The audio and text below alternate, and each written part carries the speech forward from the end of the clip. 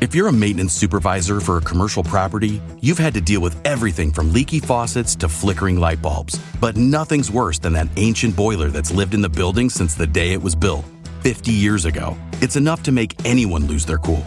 That's where Grainger comes in.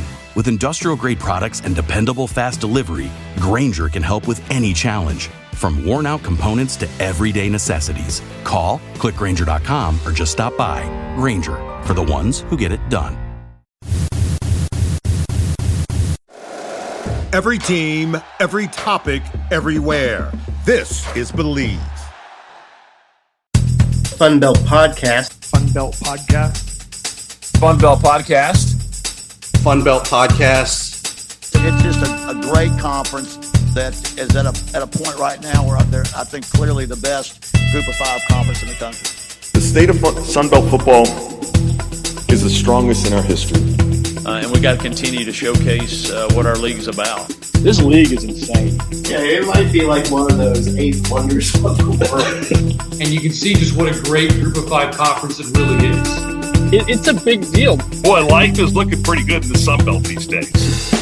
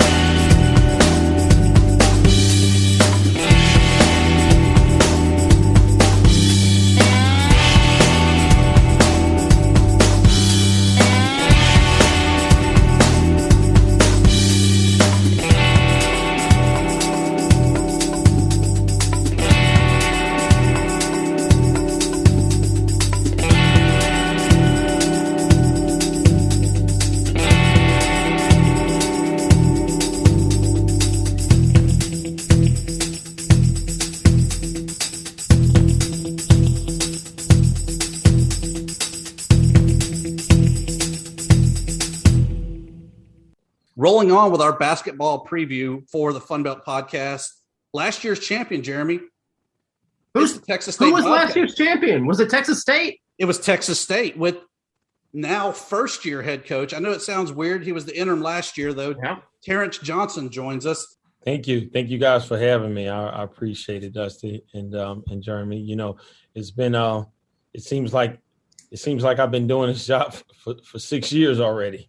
But it had been, I'm telling you, when your months turn into years, man, things, you got an intense job. So I'm enjoying it, waking up every day, just blessed and appreciative for the opportunity. Well, head coaching will certainly put the years on you. Is that right? You know, when you start as an assistant, you can kind of be in the shadows. Now that you're head coach, you got to deal with the boosters, you got to deal with the parents, you got to deal with the fans. How is that? How is that transition? Or is that much of a transition? It's quite a transition. You know, I'm getting accustomed to it. Just being more of a decision maker than a guy that gives occasional suggestions. You know, so making a decision for every single thing that goes on with your program every single day, and understanding that your decision making will affect every single person. So it's a process, and it's one that I'm trying to embrace every day. But, I'm blessed to be in this position. A lot of people out there would love to be doing the things that I'm doing. So, God has shown favor on my life, and I just want to be obedient. Obviously not the way you want to be, kind of that next man up of how you got that head coaching or interim head coaching job last year. But how did you kind of embrace that and get your team ready to go? I mean, 12-3 as an interim head coach is unbelievable in the Sun Belt Conference. Yeah, I think, focus on what we could and could not control. When opportunities are given to you, it's not like that you have much say so on how someone gives you an opportunity. And if someone gives you an opportunity, then they believe in you for however long that, they may say it's for. For me, last year was a lifetime. Because it was something that if I was going to live in the moment every second of every day, I wasn't going to look at it as, I wasn't going to start a countdown. I was just going to, be in the moment and enjoy it for where I was. I was able to get our guys ready to play through having a good staff. To be honest with you, staff did a great job of strengthening relationships, and I did. With their help, I was able to restructure my relationships with the guys, because things are different once you become a decision maker and you're over their playing time. So, but it was just a testament of our will and determination to treat each other as people and to develop a love and affection for one another through the struggle. Also, at what point last year did you kind of realize that it was going to be a special year, whether you were head coach, assistant coach, whatever, that it was going to be a championship year for Texas State? Yeah, I think I think a couple of times where I was scratching my head, like, you know what, we get this thing figured out, we might be okay. And one of them was the 20-point comeback that we had in Denver in around Christmas time. And then the other one was how our guys stepped up and bounced back against UL Lafayette on the road. We lost the first game. We felt like we let the game get away from us. I felt like we were competitive throughout it. And then, they just imposed their will down the stretch and they beat us. And then we shook back, did not attend a shoot around the next day. It was our first back-to-back, and our guys came out and they actually finished the next game, and we won versus UL Lafayette on the road. And I said, you know what? If we can do that, we can do a lot this season. With that said, though, did you like that schedule where it kind of gave you that chance to quickly forget about, that Friday night loss and bounce back for that Saturday game? Yeah, I mean, I come from an AAU basketball background, so, we were accustomed to kind of making quick adjustments and being ready to play. The only thing that I was concerned about was our durability. So we had to figure out a way how to keep our guys fresh, to keep them hydrated, and had to really, really do a good job of rehabbing them. So, and then just strengthening their minds. So I'm not going to tell you that I liked it, but I'll say this: our guys grew up and they learned to deal with it, and it worked out in our favor. So, Coach, we were talking a little bit offline before we started the show. And you're talking about you had a lot of new guys coming in. A lot of the coaches we've talked to, they're having a lot of guys, or a lot of their old players coming in. So they have all this experience coming in. In fact, there's a recent article in Mid-Major that was talking about how all this great talent has been retained in the Sun Belt, and it should make for an interesting year. Is it different at Texas State? Or are you seeing just a bunch of new guys this year? Yeah, well, we're brought in 6 new guys this year. Although we do return 4 out of 5 starters, but you're only as good as your weakest link. So we understand how grueling the Sun Belt is, how physical of a league it is, and we have some guys who I think can contribute, but it's how quickly they pick up on it. So it's a process, but we have great leadership. We have 4 returning starters, all who are extremely intelligent, talented, hard workers. So if we can just continue to bring these guys up, the new guys, I think we'll be fine. Just to pivot just a little bit, Coach, it must have been really disappointing to have that great season, only to have it all upended in the Sun Belt tournament, with Appalachian State getting hot and getting the bid. And it seems like the Sun Belt keeps trying to find ways of getting the best team into the NCAA tournament, and that seems to rarely work. Do you feel like the tournament situation is the right way to go, or is there some other way the Sun Belt some other process the Sun Belt can do to get their best teams into the tournament? You know what? I don't want to take anything away from Appalachian State. I mean, if you look at it early on, Appalachian State started out with one of the best records in the conference, and then they hit a skid and they hit a rough point. But they're a talented team, and they're extremely well coached. And then, like you said, it's the tournament, so it's about who gets hot. The only thing I would say to that is, in some years, I believe that in some tournaments they have double buys. Maybe that's another way how to kind of, get the championship, get the championship team a step closer.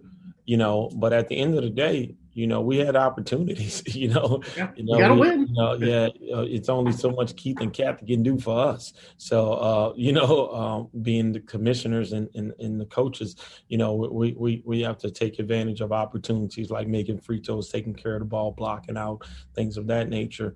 And sometimes and I'm not saying that we were the best team, but there are times in which the best team has not won, but the team that's playing the best wins. And at that point of time, they were playing the best. You have two players that we talked about coming back, Mason Harrell, Caleb Asbury. What makes them so great that they were able to land first team all conference? Yeah, I think if you're looking at Caleb, you're looking at a 6'3", close to 6'4" guard who's athletic and who shoots it really well, has a versatile skill set. And he's scrappy, probably a better defender than what he gets credit for. But his ability to score it at all three levels and shoot himself open. What I mean by that is sometimes he drives and he's not given an angle and he can just raise up and shoot it over the defender's hands. So when you have a guy that's athletic enough to score at the rim and also shooting the ball at a 40-something% clip from behind the arc, it can be a tough cover for guys night in and night out. But if you're talking about our floor general, our leader, and the toughest player that I've ever coached, and Mason Harrell, sometimes big things come in small packages, and he plays bigger than his size. Shot the ball really, really well, led us in almost every statistical category that translates into winning. And with his ability to kind of get under guys and cause havoc defensively, and then knock down open shots, and then run his team, and be clutch down the stretch. Those guys deserve exactly what they've gotten, and that's the notoriety for being as good as they are. I think you're 2 weeks now into practice. What would you say early on, if the game started tomorrow, is your team's strength and weakness going into the season? I think if the game started tomorrow, familiarity with the starters, being able to pick up on some of the things that I know we want to do within the floor of our offense. Certainly continuity with the defense, knowing just the starting group is certainly the strength. I think, one of the things is our depth. That's going to be a question right now if the game started tomorrow. So I think we got quality players, but, certainly we run a system and we want guys to know what it is we're doing and know what it is they're doing. So I would say those two things are strictly personnel related. So now it's year 2 for the Coach Johnson era, which must be exciting for you. But I was wondering, is there a game, a conference game on your calendar that you have circled that you have special interest in playing? Yeah, I'm excited about playing them all, to be honest. Oh, come on, Coach! Yeah, well, it's the FunBelt for a reason. I don't know how we can look past anyone, to be honest with you. If you look at our games against UL Lafayette last year, of course, those come to mind. Most of those games, I think 3 games that were probably decided by 4 points or less, in all 3. I think you got an overtime loss that we had, and then after another one where we let the ball slip through our hands and they scored it right there. And then, we win at their place after they beat us in a game which we led. So certainly that's always a game that's circled on the schedule. But then it's not – I don't know how you overlook a South Alabama or even how you overlook a Georgia State. So for us, playing against Coastal Carolina, they're always one of the more talented teams in the league. And then, to me, the most dangerous team is a team like Arkansas State, brings everybody back, who probably has the player of the year in the conference, and for a freshman to be unanimous freshman of the year and coming back, and then they had a talented player like they did. It's just going to be a scary team. So I can go on. I can name, something that's positive about everybody, but I can tell you we're not going to overlook anyone. And, we're going to try to take it one day at a time. Coach, you don't have to suck up to Jeremy by saying Arkansas State's the sleeper. You don't have to do it. He knows North Chad O'Meara is the real thing. They're going to be pretty good, man. We're pretty excited about our team. With you guys out at Texas State, which is probably one of the further teams out west, I guess the furthest team out west. What is a more difficult trip, the trip to Boone or the trip to Conway? The trip to Boone. Yes. Yeah, that's the toughest trip right there. The last time we were in Boone, Nigel Pearson, his girlfriend, she went into labor. So we had to find a way how to get him down the mountain in the snow. So it was probably about $100 Uber drive. He and our assistant at the time, Alex Houseladen, who's now the new assistant at UL Monroe, jumped in the Uber and went down, and he made it just in time, for a healthy 8-pound baby girl. So big baby. I feel like that's the hardest thing. Not the hardest thing, but that's what's so hard to play in Boone or in Conway, is taking that very long trip out there. You get off the bus finally after the long plane ride. You just got to find some way to get that energy and get that feeling. I feel like that's a big plus for Appalachian State when they're playing a home game. They've got that trip to soften people up. So I really did want to know that answer, because that was very curious. Not only that, they have the altitude, and then they got some really good players. Yes, they do. You got a preview of that old Sunbelt ball, though. Last year, like you said, you went to Denver. You get to host them this year, as well as making an SEC swing. How did you kind of come up with this schedule, and how do you feel that non-conference schedule is going to help the league? I mean, I think that this is probably one of the more challenging schedules we've had since I've been here.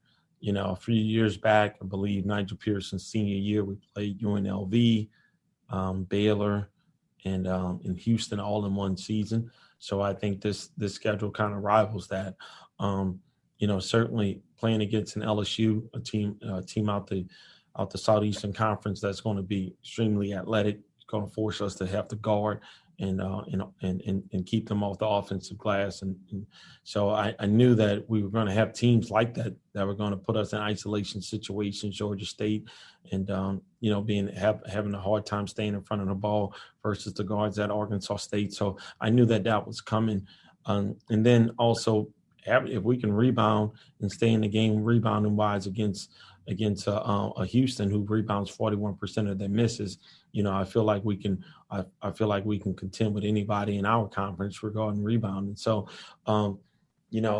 it's a challenging schedule. Rice is going to be good. Lamar is going to be good. So I like what we have here. But when you got 4 returning starters, I just think that it's time to challenge our guys. It's like, you got to step up, man. Is there one in particular that you're looking forward, or are you going to just say, I just need to beat all these guys? Well, of course, our guys, anytime you get a chance to play against a Final Four team, they're excited about that. So going down and playing against Coach Sampson, Hollis and Quantas White. Hollis Price and Quantas White are 2 of my closest friends. We grew up together in New Orleans. And then my associate head coach, Benny Seltzer, played for Coach Sampson, and he also coached with Coach Sampson at the University of Oklahoma. So certainly that's a family game. My family is extremely excited. My mother, my father, everybody's flying in and driving in, and Hollis and Quantas' family, they'll all be there. So that game right there is certainly circled, because at the end of the day, we all win. We're all living a dream right now, and for our parents and grandparents to be able to see us on the floor together, it's going to be a great thing. We had somebody from Louisiana Lafayette on a previous episode, and to paraphrase what he said when talking about Cajuns basketball and talking about the schedule, he's like, the home schedule sucks. And if you look around the league, everyone's home schedule sucks, because no one wants to travel to Lafayette, to San Marcos, to Mobile. What do you feel is it going to take to get to where the home schedule doesn't suck? Yes. I know this is going to sound crazy, but at the end of the day, I think that administrators and presidents need to understand what problems that we're having, and they need to think about how they want to evaluate us as coaches regarding wins and losses. And they need to probably put more stock into conference play and how you do in your conference, rather than whether or not you make it to the NCAA tournament and, based upon a 1-bid league, and whether and how you do in non-conference when you have to play 6 games on the road before you can even play a non-Division I at home. That's just my opinion. So kind of chasing that a little bit more there, Coach. You got a new AD also this past year, and I guess he'll take credit that he hired you there since you were, Sunbelt Conference champs and Coach of the Year. What's that relationship been like, knowing that y'all are kind of the new kids on the block there in San Marcos? Yeah, it's almost like we're tied together at the hip. He went through an interim process, and then he was able to, be named in athletic director and take on his new role. So, we communicate every day. I've been very transparent with him, and he has been very transparent with me. I understand what it is that he wants to focus on, and that's the student athletes. I think we're in alignment right there. He's a basketball guy, played at Lamar, and, I know what his passion is all about. So, I can appreciate him and the trust that he has in me to take this program to the next level.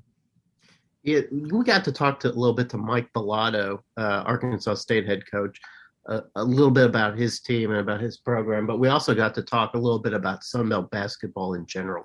And he was very frustrated that the conference, in his opinion, doesn't promote its stars well enough. Do you have the same concerns? Yeah, I'm going to be honest with you. I have to agree with Mike wholeheartedly. I think we can do a better job of that not just in basketball, but in every sport. Mm-hmm. In every sport, I think there's a lot of talent here, and I think from a national standpoint, we probably need to put forward a little bit more effort into getting those names out there. And I think at the end of the day, it'll benefit everyone. Yeah, I think Keith Gill might be a little bit too polite and a little bit too doesn't want to ruffle feathers sometimes when it comes to promoting our stars. Unlike a guy like Mike Oresco, who doesn't seem to care about anything that is said about him. He just goes out and promotes the league. I wish Keith would be a little bit more brash about that. I think that would behoove our athletes a little bit more. Yeah, absolutely. It's a great league, and people need to know about it. Coach, shaking your magic 8 ball that I know that every coach has, how do you see this season kind of shaking out for the league as a whole? It's going to be brutal. I think the team that's the healthiest at the right time is going to be able to, be in a good place. A super talented league, and I think it's going to come down to just health, to be honest with you. I think, health in depth. You got a lot of good players, and the depth wise at Arkansas State, Louisiana Lafayette, South Alabama. I think you're looking at 3 programs that have the depth to go deep into this conference play. Certainly big side on the plus. So, is there a dark horse that we should be looking at? I mean, we know Texas State isn't a dark horse. Texas State is probably one of the guys that's going to be on top. Is there somebody in the conference that's going to make some noise? We hope it's us, to be honest with you. We hope we're the dark horse. But I do believe that, if I had to name one that I think is going to probably be better than everybody thinks, I think it's going to be Troy. Troy with Scott Cross. We got to talk to Scott Cross, and he was very modest about his team. But we know that Scott Cross has the talent to make a team very good. And we know that you've had that relation or that sort of adversarial relationship with UTA. Is UTA going to be powerful this year, or you feel like that you've taken that leap ahead of them? No, I think UTA is always going to be good. I think they're. It's hard to say. You're in Dallas, and you're going to bounce back and get some talent. Mm-hmm. But I also think that they're going to have a little bit of an adjustment, because I don't think GY is going to do it the same way that it was done in the past. I think he wants to do things a little bit different. He's been a head coach before. He knows what he's doing. So I think they've had time to kind of tweak it. So I think it's going to be a little bit of an adjustment. Shahada's gone. And he of course, he was super important to them. And David's back, so I think they're going to try to play through him a little bit more. So it's going to be interesting to see how they are. But I do think that Coach Cross does a great job, and he's been extremely quiet, and it's always a problem when he's quiet. Yeah, very quiet. Yeah, makes everybody very nervous. We asked Scott this question too. I was going to ask you the question: how do you get people to come to San Marcos? Well, how do you get recruits excited about playing for Texas State? I mean, we got a river that runs through the campus, and we got an area, a patch of grass outside, and they call it the beach. And 60% of the population on this campus is female, and then I'll just leave it at that. So, I mean, it hadn't been very difficult to get people excited about visiting here. Well, now you got me wanting to attend Texas State. I'm packing my bags. I'm on my way. No, but seriously, and first of all, it's in a great location, Central Texas, being 25 miles away from Austin and 40 miles away from San Antonio. So it's a great location, perfect weather, but also our new AD has put forward a lot of great resources to make our football game super exciting. It's 7 o'clock. We have an on-field experience for our football game, and that's really that's really been captivating for our recruits. And then the other thing is, man, our guys have done a great job. Our players have done a great job of understanding who it is they're hosting, and putting them in the social circles that they like. So I've been extremely happy with the way that we've done it and went about it, and I'm excited to see how this goes moving forward.